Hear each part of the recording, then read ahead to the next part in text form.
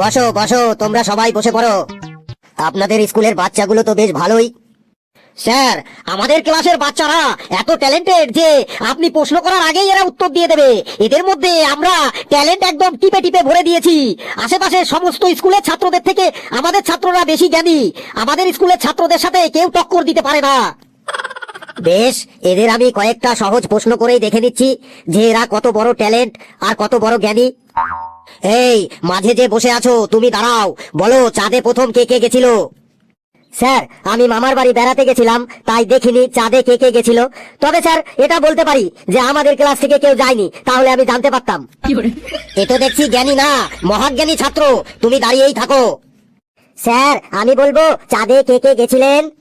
হ্যাঁ, বলো। Sir, Neil Armstrong, Michael Collins আর এডউইন অলড্রিন। বাহ, ঠিক বলেছো বাবা, তুমি বসো। তোমার নাম কি মামুনি? তুমি দাঁড়াও। আমার নাম পেচি। পেচি, বলো তো পলাশির যুদ্ধ কত সালে হয়েছিল? স্যার, পৃথিবীর মানুষ এখন সবাই শান্তি চায়, আর আপনি আমাকে যুদ্ধের কথা বলতে বলছেন। এই সময় তো যুদ্ধের কথা ভাবাও পাপ, কারণ ইউক্রেন আর রাশিয়ার যুদ্ধের কারণে গোটা পৃথিবী পরিশান হয়ে আছে। ওই যুদ্ধের কথা আমি বলতে পারবো না স্যার, আমি শান্তি চাই।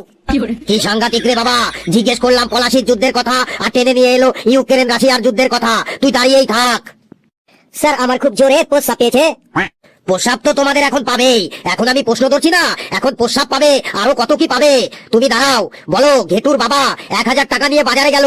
ঘেটুর বাবা তার থেকে 500 টাকার জিনিসপত্র কিনলো। এবার বলো ঘেটুর বাবার কাছে আর কত টাকা বেঁচে থাকবে? স্যার, ঘেটুর বাবার কাছে 1 টাকাও বেঁচে থাকবে না। কি?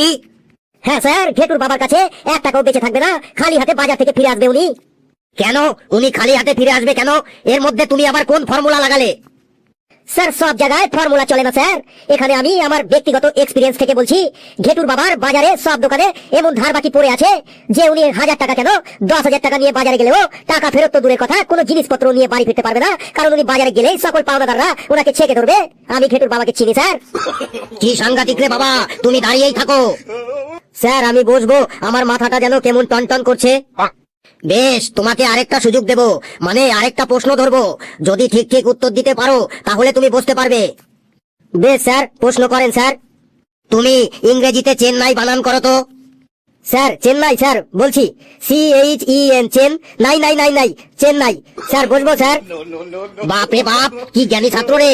তুমি দাঁড়িয়েই থাকো, তোমার মাথা টনটন করুক আর যাই করুক, তুমি দাঁড়িয়েই থাকো, তোমাকে আর বসতে হবে না। এই কালু, তুমি বলো তো, ধরো তুমি একটা সেন্টার বিন্দুতে দাঁড়িয়ে আছো, তারপর ওখান থেকে 10 মিটার সামনে গেলে, 10 মিটার সামনে যাবার পর 5 মিটার ডাইনে গেলে, 5 মিটার ডাইনে যাবার পর 8 মিটার বায়ে গেলে, 8 মিটার বায়ে যাবার পর 20 মিটার পেছনে গেলে। এবার বলো তো তুমি সেন্টার বিন্দু থেকে কোথায় পৌঁছালে? স্যার, আমি হসপিটালে পৌঁছালাম। কি বললে? হসপিটাল? তুমি হসপিটালে কিভাবে পৌঁছালে? স্যার, আগে পিছে ডাইনে বায়ে ঘুরতে ঘুরতে আমার মাথায় চক্কর এসে গেছে, তাই আমি হসপিটালে পৌঁছে গেলাম। কি মশাই, আপনি বলছিলেন আপনাদের ছাত্ররা নাকি সব জ্ঞানী ছাত্র, তো জ্ঞানের এই অবস্থা?